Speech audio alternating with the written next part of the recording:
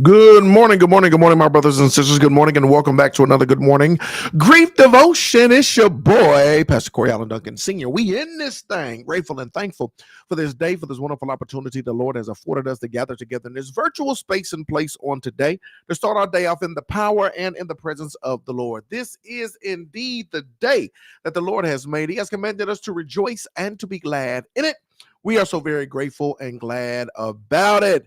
This is the Daily Grief Devotion that is strategically designed to help you to navigate through your grief one day at a time. What is grief? I'm so glad you asked. Grief, my brothers and sisters, it is the natural, normal, and necessary response to loss, change, and transition that results in the expression of feelings and emotions. That grief is what you feel on the inside.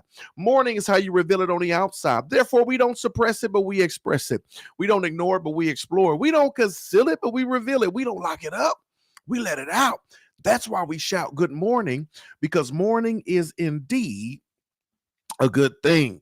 And I'm so glad that you're here with us on today, y'all, as we dive into our daily grief devotion. Make sure you like, share, tag somebody in this post. If this lesson is a blessing to you, it's going to be a blessing to somebody else. And we are excited to continue to help you to navigate through the loss, the change, and the transition that you have experienced in your life. Today, my brothers and sisters, is day 141.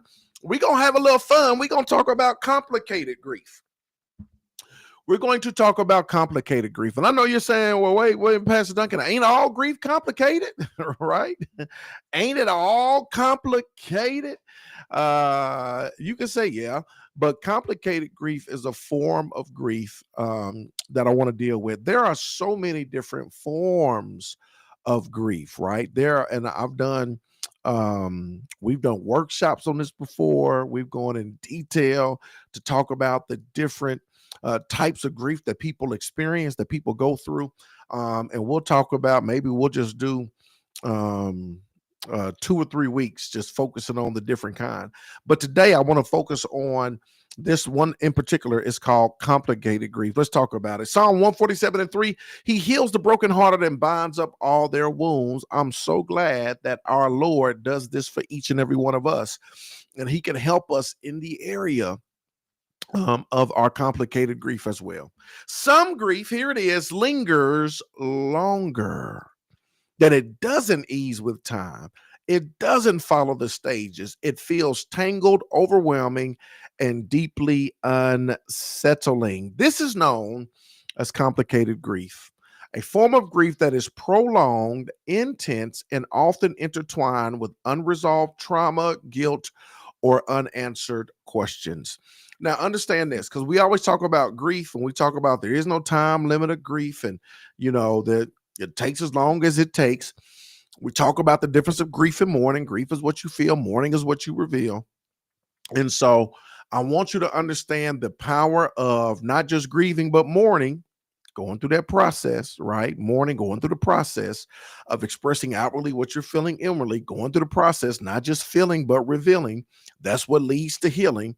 And when you put yourself in that position and you don't just grieve, but you mourn over time, right? You begin to get the help you need. You begin to heal. Things begin to soften. Things begin to get just a little bit easier because you're navigating through the process, right? This is what happens when you mourn. There are some people, however, who experience complicated grief that even not, and I want y'all to distinguish between the two, because some people could be saying, well, that's me, I'm complicated because ain't nothing changing. And maybe nothing changing because you're grieving, but you're not mourning, right? That yeah, it could be that you're feeling, but you're not revealing. It could be that because you're not doing the work, right? I'll give you a great example. It could be that you're doing the work. You could be like, about a gym membership, but it's been 3 months and ain't nothing changed. This is like, well, how often do you go? Well, I just hit and miss. I don't go that often, but ain't nothing changed. So it's got to be something else. It's got to be something else going on with my body. And it's like, nah, if you just put it into practice, there could be that, if you just put into practice, if you just put into work, if you just go, you may experience some change, right? Now let's flip it. Because you're grieving, but you're not mourning, right? You're not putting in the work, so you're not seeing any results. It doesn't look like there's any progress being made. Now let's flip it. Let's say you go into the gym, you're working out, and it's been 3 months, and you're like, man, I'm working out. I don't see a whole lot of change. Like, ain't nothing changing, right? And then you go to the doctor, get some blood work, and they say, oh, you're insulin resistant. So no wonder you're doing all this work, but it's not working because there's some other stuff that's taking place, right? Now that is a very real scenario, right? That's a very real. I've been putting in this work, and it's very little change. And you go get some extra stuff done, and they say, "Oh, you got some other stuff going on with your body. We got to put some other stuff. It's going to help you, but we pinpointed the problem. We can do it." I hope y'all got that illustration. That could be a form of complicated grief. I'm putting in this work. I'm not just feeling, I'm revealing.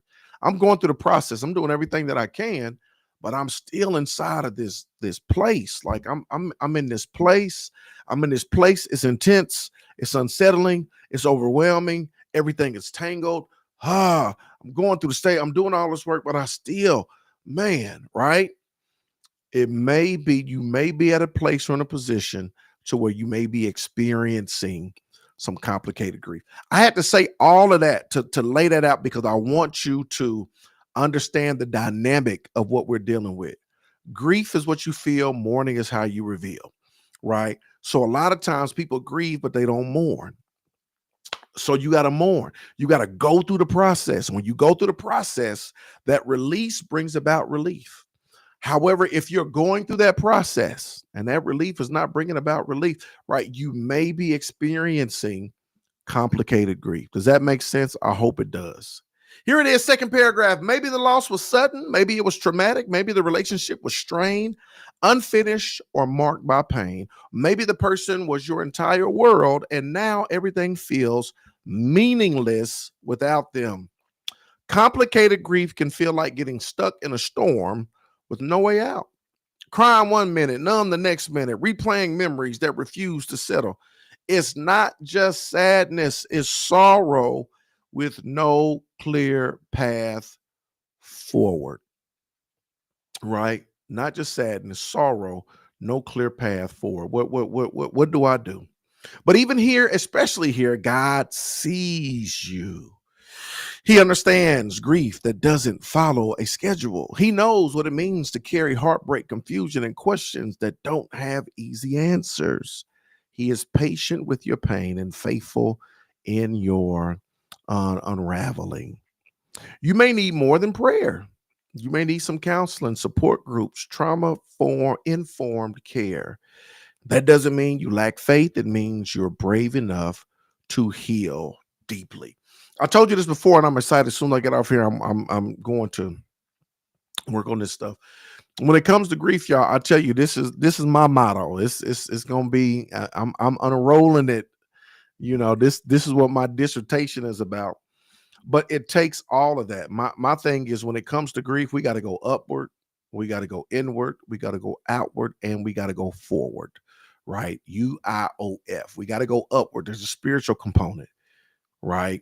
We got to go to God. We got to wrestle. We got to talk to God. We got to navigate through the process. We got to go upward, but then we also got to go inward.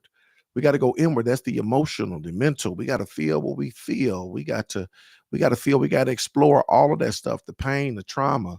What are you feeling? What did you see? What are you going through? We got to go inward, but then we got to go outward, right? We got to reveal what we feel. We got to reveal, we got to articulate it. We have to, you just can't feel, that's grief. You got to reveal, that's mourning, right? And then we got to devise a plan to go forward, because God didn't call us to get stuck, stalled, and be stagnant in our grief. So it's like, how do we move forward in the midst of what we're going through?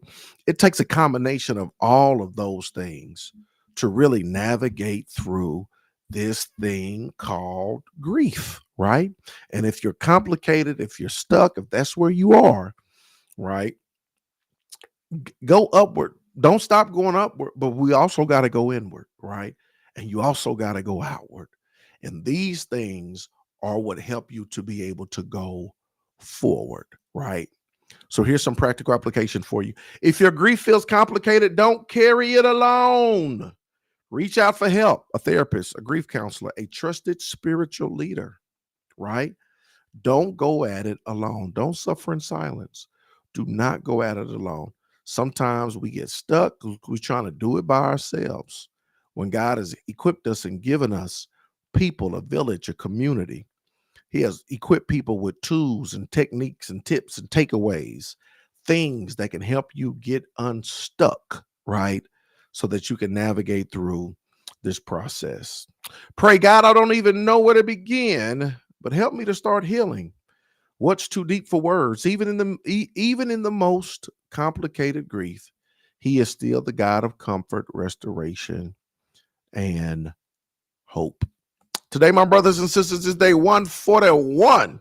Told y'all we was going to have a little fun. We're talking about complicated grief. Holla at your boy. If y'all got questions, comments, holla at your boy. Excellent information. Now it's time for me to implement it. Hey, Sister Regina, Cousin Regina, hope and pray all is well with you. Thank you for tuning in. We don't like feeling all the feels, so we often try to avoid those feelings and end up stuck in the suffering.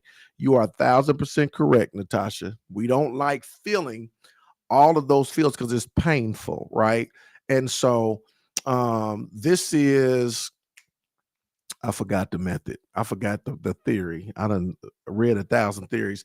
They call it the oscillating method. It's like, you know how a fan, oscillates. Is that the right word? And it goes back and forth like that.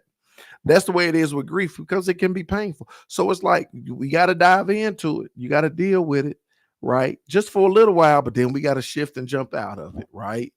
And so, yeah, all right, let me breathe. It's relief. It's now, but I'm gonna come back and I'm gonna jump into it because I gotta deal. I gotta feel right. But then let me pull. You know what I'm saying? It's one of those things we developed this rhythm in order to do it. And this is the thing. This is what I tell people, Natasha. You got the pain of change and the pain of remaining the same, right? Both of them are painful, right? But one is, you could say one is temporary, one is permanent. One leads to change, the other one leaves you stuck, right? So you got the pain of change and the pain of remaining the same. You got the pain of change. It's going to be painful feeling the feels. It's going to be painful navigating through this process. It's going to be painful talking about this stuff, but that pain leads to change, and that pain is temporary.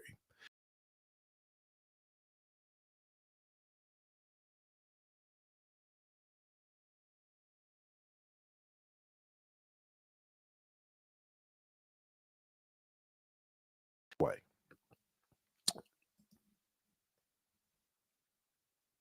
Microphone check 1 2 1 2.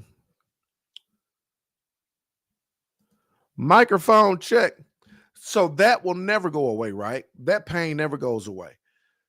It's just like exercise. You got the pain of change. Who wants to get up and walk? Who wants to lift weights? Who wants to do all of this stuff, exerting all this energy? Who wants to do all that? That's the pain of change, right? Who wants to eat protein and vegetables and fiber? That's the pain of change, right? And they say no pain, no gain. But that's the pain of change versus the pain of remaining the same, of dealing with your ailments and being out of shape and all of this stuff, right? It's just like a knee replacement or a hip replacement. It's the pain of change. You got to go through surgery. You got to go through surgery. You got to go through rehab, right? You got to do all these stretches, all of these exercises. That's going to be painful and it don't feel good, but it's what? It's the pain of change. So you can either go through that, endure the surgery, go through the rehab, or you can stay bone on bone, and you can just stay bone on bone in that knee and walk like that for the rest of your life and in unbearable pain, or you can get the surgery, had a surgery, go through the rehab, go through the whatever, the physical therapy, and that's painful, but that pain leads to change versus enduring the pain that remains the same. And so, yeah, no doubt it's painful to feel your feels. No doubt it's painful to talk about your trauma, your drama, your issues, your challenges, the grief, the death, the situation, the scene, the circumstances. Yeah, it don't feel good, but ultimately it leads to the change that you desire to see. And so that's so very important to consider, right? Assassination, yeah. And I forgot, I'm gonna go back and look. I done study all these different grief theories, and that one I forgot the theory that it was, and it was one of the ones I love because it's so true. It's you deal with it, but it's like I'm diving in, then I'm diving out because it can be painful. I'm diving in, yep, I'm dealing with, I'm talking about it. Now I'm diving out, and so that's what's important. I look forward to the tools and the techniques to help in this journey. Yeah, I'm telling you, it's about to be a whole situation, right? It's about to be a whole situation. And I can't wait. I can't wait. Yep, that 15-minute mark, it goes out, and I don't know why. Great analogies on point. Thank you so very much. Thank you so very much. And that's what we're committed to do. We're committed to the pain of change, right? I know it's gonna be painful, right? But it's like always. That's why I always give you every lesson always comes with the I always want to say POV, point of application. Like, what do I do? Don't just give me information, but give me application, because that's what leads to transformation. And so we try to give it to you in bite-sized pieces here, just a little something to do, just a little something to do, not something that's overwhelming, right? We come together every day, little 10, 15-minute devotion. Here's a point of application, not something that's overwhelming, just a little something I can do so I can chip away at it, something that helps me to dive in and chip away at it. So, yeah, I'm so glad. We gonna get there. We gonna revolutionize the game. We gonna revolutionize the game, and I'm excited about it. I appreciate y'all. Thank y'all so very much for joining us on today. I appreciate y'all. Love y'all with the love of the Lord. Super duper excited about it all. Yep, that POA, the point of application, is all about the application. I can give you information all day long, right? But information without application will never lead to transformation. So it's not just what I say, but it's what you do, right? So it's got to be practical, portable, and applicable.